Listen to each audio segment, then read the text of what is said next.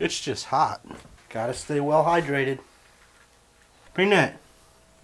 I'm letting Peanut run free again. See, this is the actual time that Peanut went missing, so a few videos have come out since then. You gonna stay in the yard? I will stay. That's where the food is. So the next few videos, I'm gonna be smoking crack and heroin. I'm not gonna smoke heroin, I'm just gonna do heroin, okay? So for the next few videos, I'm gonna be... Oh, you don't sound like very nasally. Can you just be serious? No. So over the next few weeks, in the next few videos, I'm gonna be doing the trim in my tiny house. This trim is definitely going to be unique to any type of house. Like, this is weird. People don't do this. So what I'm going to be using is steel. Steel trim? What?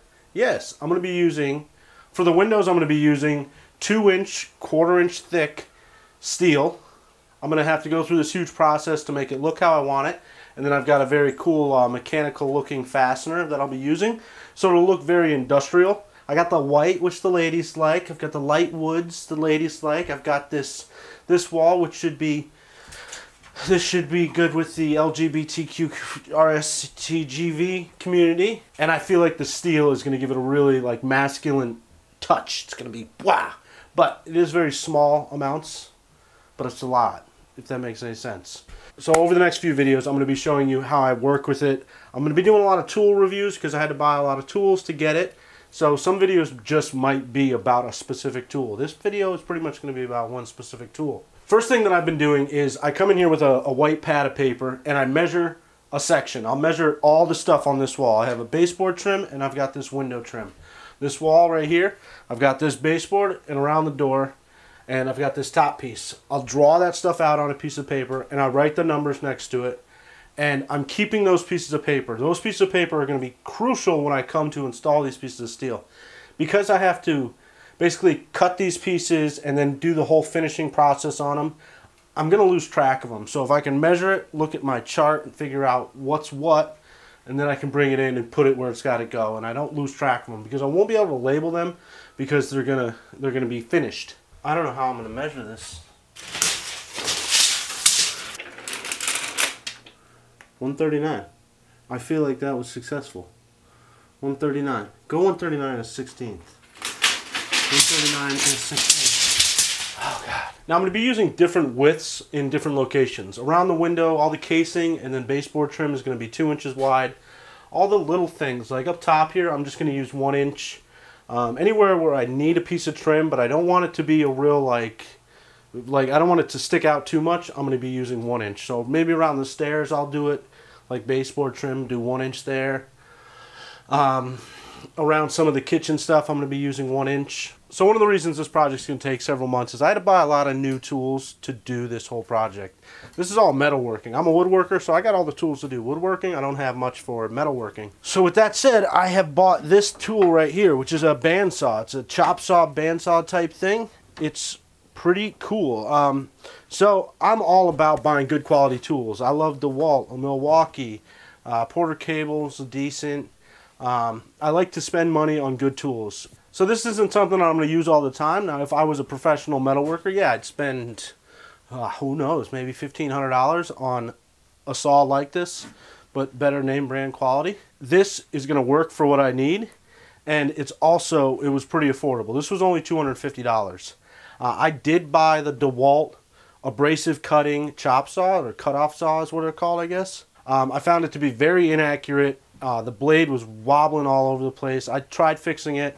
That was $200, and I was like, you know what, this is $250. It's $300, but $250 on sale. So for an extra $50, I'll get something that's will give me a more accurate cut. It might not be as reliable, might not last as long, but it's going to give me a better product at the end. So I went and spent the extra $50 and I bought this. So this saw came with a metal stand, but I'm cutting pieces of metal that are about 20 feet long. So I wanted to have, you know, about 15 feet of fence on each side so I can cut various lengths.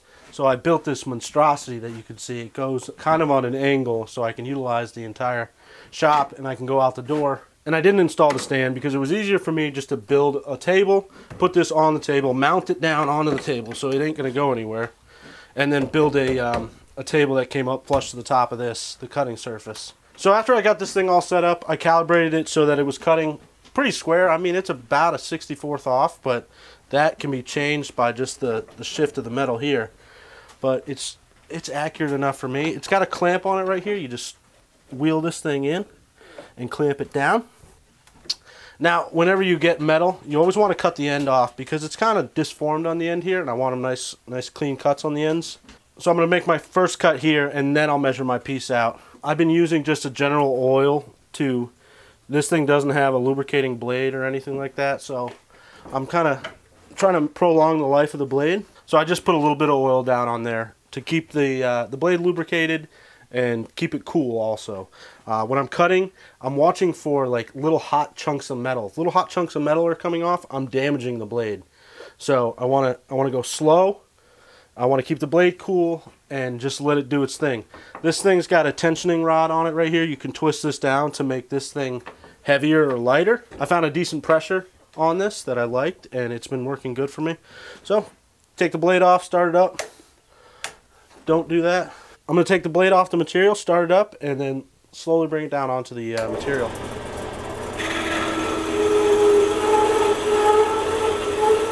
That's it. So I can let that just run and it'll cut it on its own. It's got a good weight on it.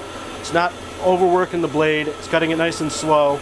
I can just let that thing cut and I can work on other projects. I've been drilling pieces while this thing's cutting pieces. This will cut it quicker than what I can drill, but it's pretty easy tool to use and it's pretty nice. You can also make this like a vertical bandsaw and lock it in the vertical position, and then it came with a table that you could put on it so you could use it like a normal bandsaw. You saw once it finished cutting, it automatically shut off. There's switches right here. There's a little piece of metal right here that once it hits that point, it shuts it off automatically. Always lift your blade back up. I've been cleaning this up. I will clean all my cuts up with an angle grinder and a flap disc sander just to smooth it over and make it all pretty. But I did pick this up at Harbor Freight Tools, which I'm not a fan of. Zero fan of Harbor Freight Tools, but it's not the Georgia brand that they use or have. It's a different brand. I forget what it is, but it's a better brand. I think it's Central Machinery. You can buy this on Amazon too if you want. I saw it on Amazon. Decent reviews. Some people complain about the blade being crappy, but you obviously rushed the blade. You got to go slow with the blade. So I marked my piece out. I'm going to bring the blade down so it's on the correct side of that line. This makes a really small curve, so it doesn't really matter. And I'm sure I'm going to have to grind some pieces later. I don't want to because of the finishing process I'm going to do. But once I get it on my mark, I'm going to clamp this down, raise this up, oil where my cut's going to be.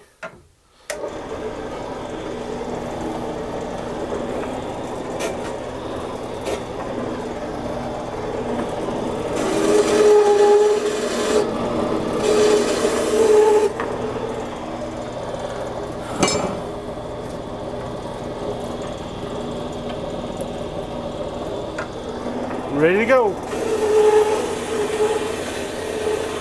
I'm a fan of this. Definitely a fan. I like it. I hope it lasts. It does have a decent motor on it. I haven't bogged down the motor or stripped the belt that's in here. You can change the speeds that this thing spins at. It'll cut 4x6 material. Obviously I wouldn't ever cut anything that big. But there's a lot of adjustments that you can make on it and make it pretty much came all good. Ready to work out of the box.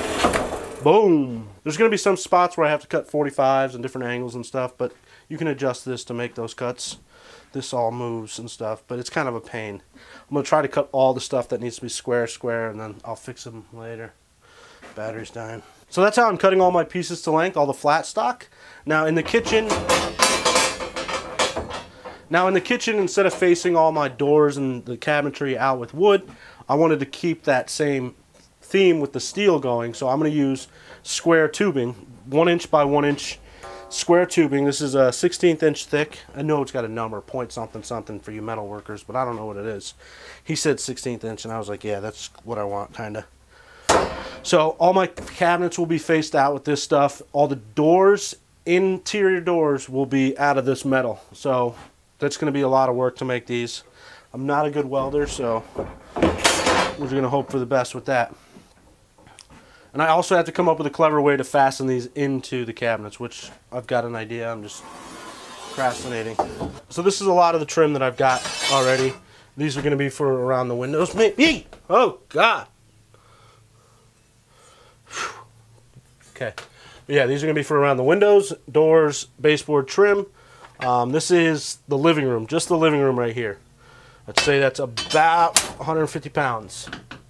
Heavy. And then all this stuff right here, all this tubing right here is for the kitchen cabinets. I've got it, all the faces of it. I haven't made the doors or anything like that, or the rack that I want to make. But these are all cut, ready to go.